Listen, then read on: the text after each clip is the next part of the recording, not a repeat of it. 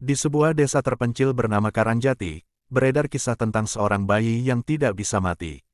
Bayi itu disebut-sebut sebagai bagian dari pesugihan yang dilakukan oleh sepasang suami istri yang dulunya hidup miskin, namun tiba-tiba menjadi kaya raya. Pasangan itu, Pak Sarman dan Bu Lastri, dulu hanyalah petani biasa yang kesulitan mencukupi kebutuhan hidup mereka.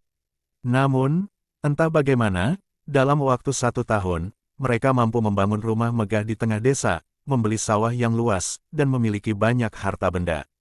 Orang-orang mulai berbisik-bisik. Ada yang bilang mereka ikut pesugihan, ada pula yang percaya mereka mendapat warisan dari keluarga jauh. Tapi, semuanya berubah ketika mereka memiliki seorang bayi.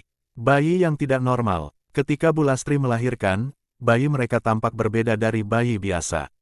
Kulitnya pucat kebiruan, matanya selalu terbuka lebar, dan yang paling aneh, bayi itu tidak pernah menangis. Para tetangga yang datang menjenguk merasakan hawa dingin aneh di sekitar rumah mereka. Aku melihat matanya menatap lurus ke arahku, seolah tahu sesuatu yang tidak seharusnya diketahui bayi, kata seorang tetangga. Tidak hanya itu, meskipun bayi itu tumbuh seperti anak normal lainnya, ia tidak pernah sakit, tidak pernah terluka, dan tidak pernah menangis kesakitan meskipun jatuh atau terbentur. Namun, kejadian mengerikan mulai terjadi ketika bayi itu menginjak usia 1 tahun. Tumbal yang hilang. Malam itu, seorang warga desa bernama Pak Darmo menghilang secara misterius.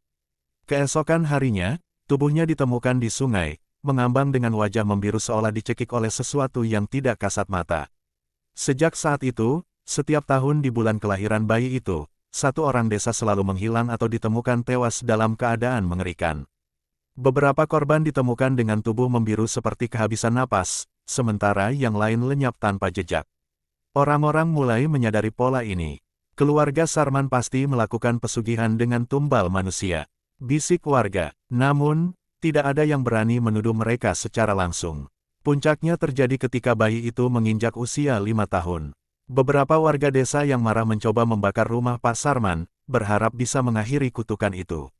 Saat api mulai menyala, terdengar suara tawa kecil dari dalam rumah, tawa anak kecil yang dingin dan menyeramkan. Ketika api padam, semua orang terkejut melihat bayi itu masih duduk di tengah rumah tanpa luka sedikit pun, menatap mereka dengan senyum yang tidak manusiawi. Sejak malam itu, keluarga Pak Sarman menghilang tanpa jejak. Bayi yang kembali. Bertahun-tahun kemudian, seorang wanita bernama Ratna pindah ke desa Karangjati bersama suaminya. Mereka membeli rumah lama milik Pak Sarman yang sudah lama kosong. Ratna sedang mengandung anak pertamanya dan merasa bahwa desa ini adalah tempat yang sempurna untuk membesarkan keluarga. Namun, beberapa malam setelah pindah, Ratna mulai mendengar suara tawa kecil di dalam rumah. Ia mencoba mengabaikannya, tetapi suara itu semakin jelas, terutama di tengah malam. Hingga suatu hari, ia menemukan sesuatu yang membuatnya nyaris pingsan. Di kamar kosong rumahnya, duduk seorang anak kecil dengan senyum menyeramkan dan mata yang menatap lurus ke arahnya. Anak itu tampak tidak menua sedikit pun. Bayi pesugihan itu telah kembali.